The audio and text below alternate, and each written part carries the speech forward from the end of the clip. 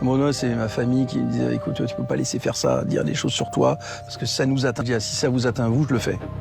Et moi, ça m'atteint pas pour moi, j'en ai rien à foutre, en fait. Aujourd'hui, quelle est votre demande par rapport à l'héritage? Vous savez, un héritage, c'est beaucoup de gens parlent d'argent et tout ça, c'est la preuve qu'on a existé pour un parent, c'est surtout ça. Je demande simplement, en fait, le droit moral de nous quatre. Quoi qu'il arrive, on sera toujours invincible. Pour ma part, c'était surtout mon cercle intime qui me répétait sans cesse, tu n'as pas le droit de laisser passer ces calomnies sur ton compte, car cela finit par nous blesser profondément. Ma réponse était simple, si cela vous fait souffrir, alors j'agirai, même si personnellement ces médisances me laissent totalement de marbre. À vrai dire, je m'en moque éperdument. Quelles sont vos revendications actuelles concernant cette succession ? On le sait, dès qu'on évoque le mot héritage, la foule s'imagine immédiatement des montagnes d'argent et des coffres pleins.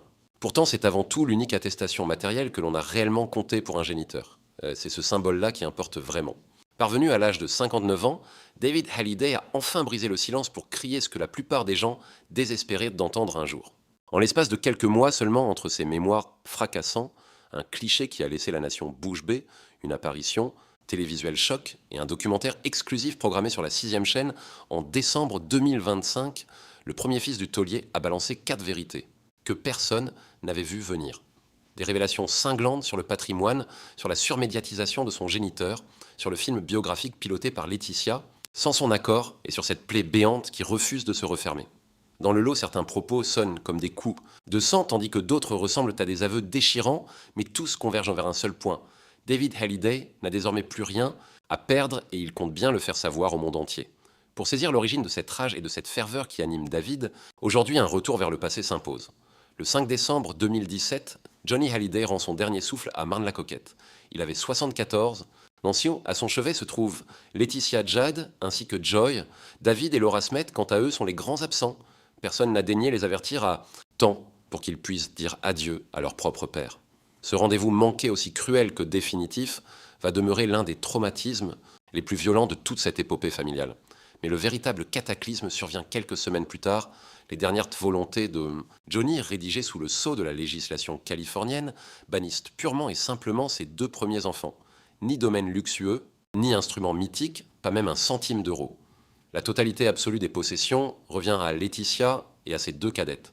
Que ce soit les droits d'auteur, les commissions, les villas ou les souvenirs intimes. David et Laura se heurtent à un néant total, rayé d'un trait de plume par un acte signé de la main de leur propre sang, qui légalement les raye de la carte. Le choc est d'une violence inouïe.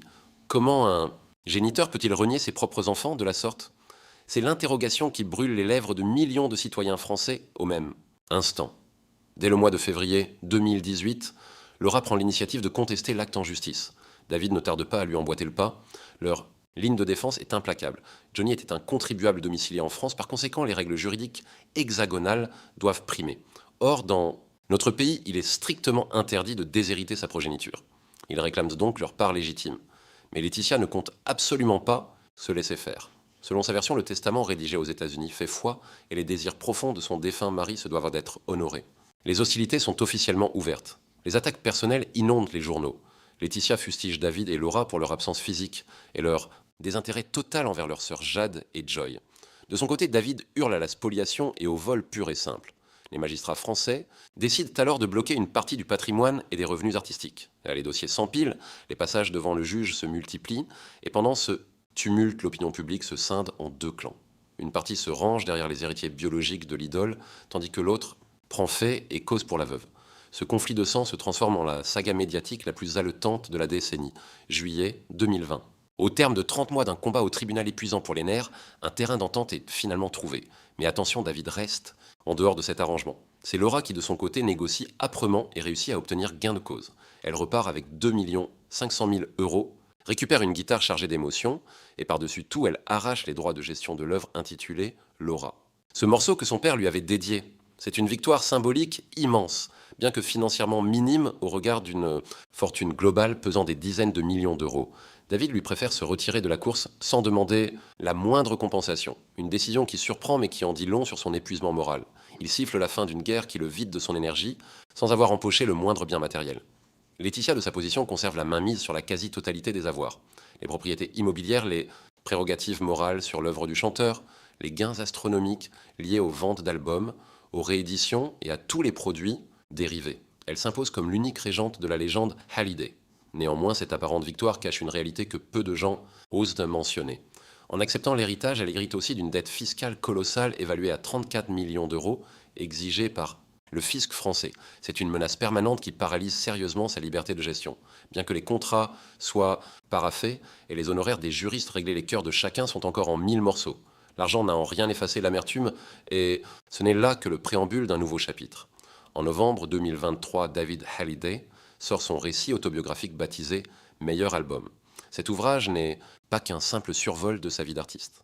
C'est une véritable décharge adressée à ceux qui ont franchi les limites et l'un des passages les plus polémiques de son livre traite d'une certaine exposition. Depuis décembre 2022, une immense rétrospective consacrée à la vie de Johnny voyage à travers l'Europe. Lancée en grande pompe à Bruxelles, elle invite les admirateurs à contempler ses tenues de lumière, ses accessoires et ses secrets. Des 6 cordes des bécanes et des reliques du rocker des souvenirs intimes sortis du coffre de Laetitia. Ce pèlerinage pour fans débarque dans la capitale en décembre 2023. Mais le fils aîné a délibérément boycotté l'événement. Dans ses mémoires, il lâche ses vérités avec une brutalité qui fait l'effet d'une déflagration médiatique. En évoquant un business qu'il juge indécent, il pointe du doigt le show bruxellois où l'on étalait les secrets de son paternel sans aucune pudeur. Il a préféré rester à l'écart de cette mise en scène. Pour lui, la frontière séparant le domaine public du sacré a été allègrement piétinée. Il décrit son ressenti comme s'il observait le butin d'un hold-up étalé sous ses yeux. C'est une vision insupportable, violente et sans aucun filtre. Ces termes sont tranchants et sans aucune ambiguïté. Aux yeux de David, ce patrimoine n'est pas une simple marchandise, peu importe ce que stipule la loi. Moralement, ces affaires font partie d'un sanctuaire familial intouchable qui ne devrait jamais finir entre les mains d'inconnus contre de l'argent facile. Ce privilège VIP à 375 € le révolte. Il va encore plus loin dans son récit sans jamais citer sa belle-mère de front. Pourtant, ces pics ne laissent planer aucun doute sur l'identité de sa cible. Il regrette amèrement de n'avoir pu conserver certains souvenirs personnels de son père. Des circonstances contraires l'ont empêché de garder un morceau de son histoire. Il dénonce aussi un voyeurisme malsain durant la célèbre guerre d'héritage. C'est une blessure qu'il jure ne jamais pouvoir cicatriser. Le terme impardonnable résonne avec une force qui va bientôt tout balayer dans les mois à venir. La riposte de la veuve ne se fait pas attendre. En décembre 2023, elle s'installe à la télévision et tire à balles réelles pour se défendre. Elle lâche une phrase qui fige l'assistance 6 longues années de silence radio et un sentiment d'abandon total de la part de son beau-fils. Elle lui reproche d'avoir tourné le dos à son propre sang, délaissant totalement les jeunes Jade et Joy. Les larmes inondent le plateau en plein direct. Le public se déchire en 2 camps, mais dans l'ombre, les hostilités s'intensifient. Ce même hiver, les 2 adolescentes font leur toute première entrée médiatique. Dans les pages du magazine Paris Match, les propos sont glaciaux. Elles affirment ne plus vouloir songer à ce passé et refusent catégoriquement tout pardon. L'aînée des filles se remémore les serments rompus à Saint-Barthélemy, là où David et Laura devaient être des piliers protecteurs pour elles deux. À peine l'avion avait-il décollé qu'il se volatilisait, ne donnant plus aucun signe de vie directe. Un traumatisme vécu comme une trahison irréparable. La dynastie du chanteur est plus pulvérisée que jamais. Avril 2024, l'artiste prépare son opus hommage intitulé « Requiem pour un fou ». C'est un projet monumental dédié à l'œuvre du taulier. Mais pour que ce disque existe, il a dû faire une concession psychologique majeure et coûteuse.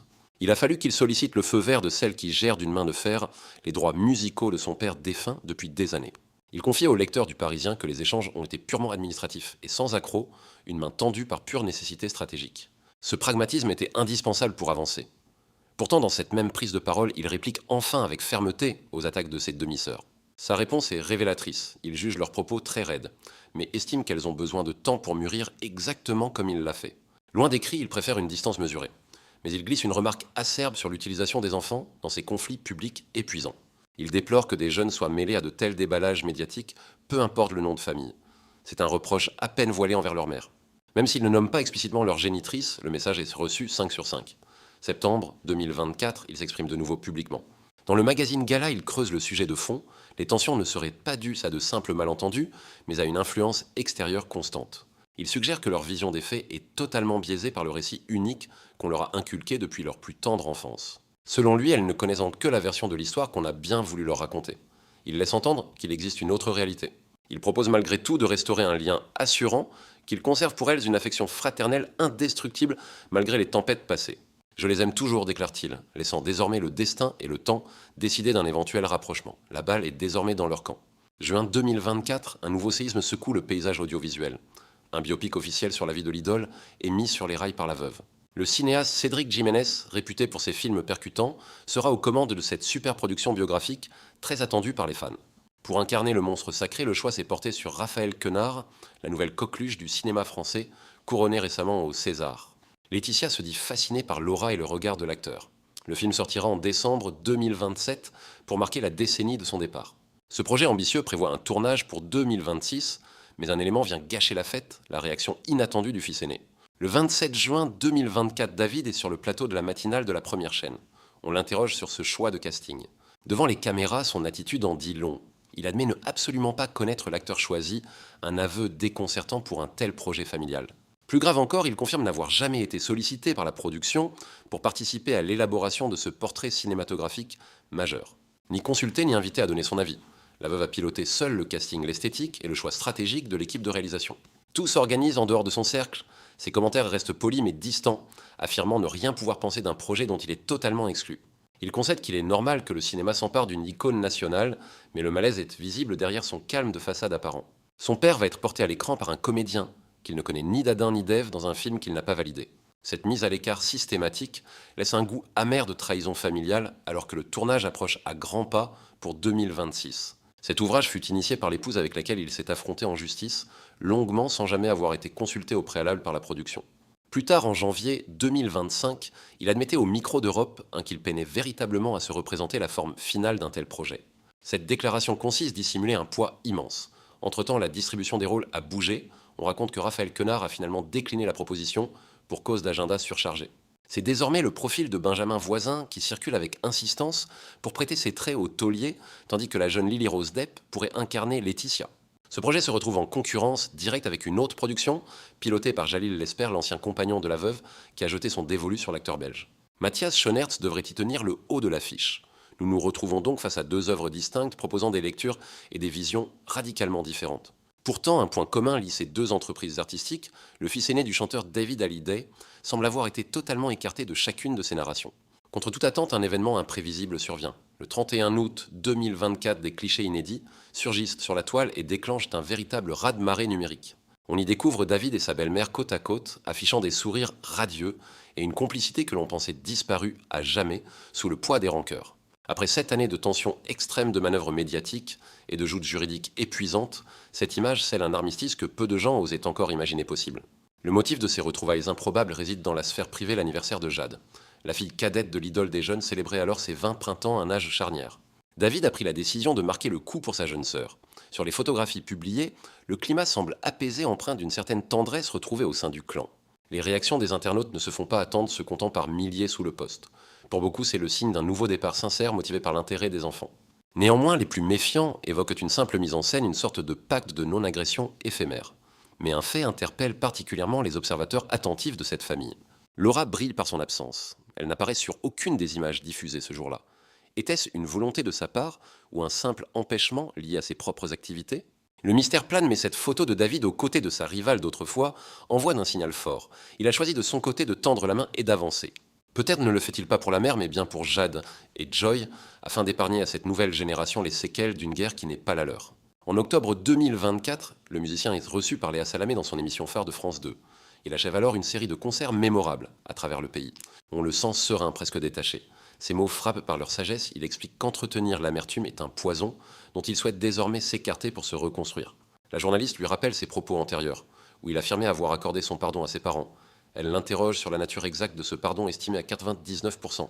Il développe son besoin vital de clore ce chapitre douloureux, pour ne plus être l'otage de ses souvenirs sombres. Mais Léa Salamé cherche à comprendre ce que cache le pourcentage restant. Quel est ce petit fragment qu'il n'arrive pas à effacer ? Sa réponse empreinte de spontanéité surprend tout le monde. Il avoue n'avoir jamais vraiment réfléchi à ce qui manquait. Comme s'il avait perdu le compte de ses propres blessures. Cette sincérité désarmante émeut le public. Il termine en affirmant que l'existence continue et que de merveilleux projets l'attendent encore. À l'aube de ses 60 ans, David préfère regarder l'horizon. Pourtant, c'est en décembre 2025 que l'émotion atteint son paroxysme, avec 2 moments médiatiques forts et simultanés. Le 5 décembre 2025, David se confie sur l'antenne de RTL pour commémorer malgré lui les 8 ans de la disparition de son illustre géniteur au milieu de la nuit. On lui demande si les années ont permis d'estomper la souffrance. Sa réaction est instantanée, aussi solide qu'une muraille. La guérison totale face à un tel deuil lui semble impossible. Il concède que le temps peut apporter une certaine forme d'apaisement, mais que certaines fêlures restent insensibles au passage des mois. On devine alors de quoi il est question ici. Cette blessure béante, c'est celle de n'avoir pu accompagner son père dans ses derniers instants. Johnny s'est éteint entouré de son épouse et de ses 2 plus jeunes filles seulement. David et sa sœur Laura n'ont pas reçu l'alerte à temps pour dire adieu. Cet ultime rendez-vous manqué demeure la cicatrice la plus profonde qu'il porte en lui depuis 8 longues années. Lors d'un autre grand entretien accordé à Anne-Sophie Lapix vers la même période, il réitère ce sentiment douloureux. On ne se remet jamais d'un tel manque, on apprend juste à vivre avec. Le 10 décembre 2025, la chaîne M6 propose un documentaire exclusif intitulé Hallyday, par David, réalisé sous l'œil attentif de Vanessa Antelme pendant de longs mois de tournage. Les caméras se sont immiscées dans son quotidien le plus secret de ses moments de solitude en montagne jusqu'à ses répétitions acharnées, en passant par son cercle familial restreint. On y recueille les témoignages rares de Sylvie Vartan ou de Laura Smet. Alexandra Pastor, sa compagne depuis 2 décennies, s'exprime également pour la toute première fois devant les caméras. C'est une œuvre intime qui dresse un portrait sans fard de l'artiste. Au fil des images, il livre une pensée qui synthétise parfaitement son état d'esprit actuel concernant l'héritage paternel. Évoquant les années de lutte acharnée contre Laetitia, il reconnaît que tout le monde a énormément souffert de cette situation médiatique explosive. Il affirme avoir pardonné pour avancer enfin. S'il refuse d'oublier, c'est parce que les marques sont indélébiles. Ce n'est pas un cri de guerre ni une réconciliation idyllique, mais un constat humain d'une grande complexité émotionnelle. C'est l'histoire d'un homme qui a décidé d'apprivoiser ses propres failles plutôt que de se laisser consumer par elles. Ce film dévoile une sensibilité que le public ne soupçonnait pas. Les images prises dans son chalet montrent un David loin des projecteurs, cherchant la paix dans le silence des cimes et la chaleur réconfortante de son foyer. La parole d'Alexandra Pastor apporte un éclairage nouveau sur l'homme derrière la star, soulignant sa résilience face aux épreuves médiatiques qu'ils ont traversées ensemble durant 20 ans. Le documentaire parvient à saisir ces instants de doute où l'héritage semble trop lourd à porter pour un seul homme aussi talentueux soit-il dans son univers artistique. On comprend alors que le pardon n'est pas un effacement du passé, mais une décision consciente de ne plus laisser les fantômes dicter le présent de la famille entière. Cette pudeur alliée à une honnêteté parfois brutale fait de ce programme un témoignage unique sur la difficulté d'être un héritier sous le regard permanent des Français. En fin de compte, David Hallyday semble avoir trouvé un équilibre précaire mais réel entre son devoir de mémoire et son besoin vital d'exister par lui-même aujourd'hui. Le spectateur ressort de ce visionnage avec le sentiment d'avoir enfin percé une partie du mystère qui entoure ce fils éternellement lié au destin de son père. Ce qui frappe dans ce portrait intime, c'est justement cette capacité à transformer une souffrance universelle en une force créatrice capable de réunir les cœurs brisés. Elle est aux abonnés absents. Le nom de Laetitia ne franchit jamais ses lèvres et les visages de Judd comme de Joy sont totalement effacés du tableau. Ce mutisme en dit long, car c'est sans doute la manière la plus délicate pour David de livrer son ressenti profond. Parfois, le silence est bien plus assourdissant que les longs discours pour que tout le monde saisisse l'enjeu. 7 ans se sont écoulés depuis le départ de Johnny Hallyday et David a fini par lâcher 4 vérités frappantes. Pour lui, la succession n'était qu'un déni de justice, la surmédiatisation, une forme de pillage, et ce projet de film biographique s'est fait dans son dos. Puis il y a la déchirure ultime, ce dernier adieu volé à son géniteur, une cicatrice qui restera éternellement à vif. Ces 4 révélations brutales ne constituent pas une offensive, mais un simple état des lieux. C'est le cri d'un fils ayant opté pour la clémence, cherchant simplement à retrouver un second souffle. Il affirme avoir passé l'éponge sur 99% des griefs. Mais ce pourcent restant ce résidu de douleur sans nom, c'est précisément ce qui fait de lui un homme. Car l'absolution totale à 100% n'est qu'une chimère. On ne se remet jamais vraiment d'une déception si viscérale. Pourtant, David refuse catégoriquement que cette amertume dévore son existence entière. Désormais, il enchaîne les concerts et les tournées, célébrant le souvenir de son paternel face à des foules immenses de centaines de milliers d'admirateurs fidèles. Aujourd'hui grand-père, il s'est forgé son propre cocon, loin du tumulte. Une interrogation demeure toutefois en suspens. Laetitia est désormais face aux faits. Elle n'ignore plus rien des sentiments de son beau-fils entre les clichés exhumés et les mots pesés. Elle a sans doute visionné ce film où elle est réduite au néant. Elle, la gardienne légale des droits, celle qui pilote la légende, elle qui a validé le casting du prochain biopic, sans même consulter l'héritier direct. La main sera-t-elle enfin tendue vers une réconciliation sincère de son côté? Ou s'enfermera-t-elle dans son rôle de sentinelle, isolée d'un patrimoine qui, au fond, revient de droit à toute une lignée? Selon vous, que faut-il en conclure? La paix intérieure est-elle atteignable lorsque l'on a été privé du geste ultime de dire adieu à son propre sang?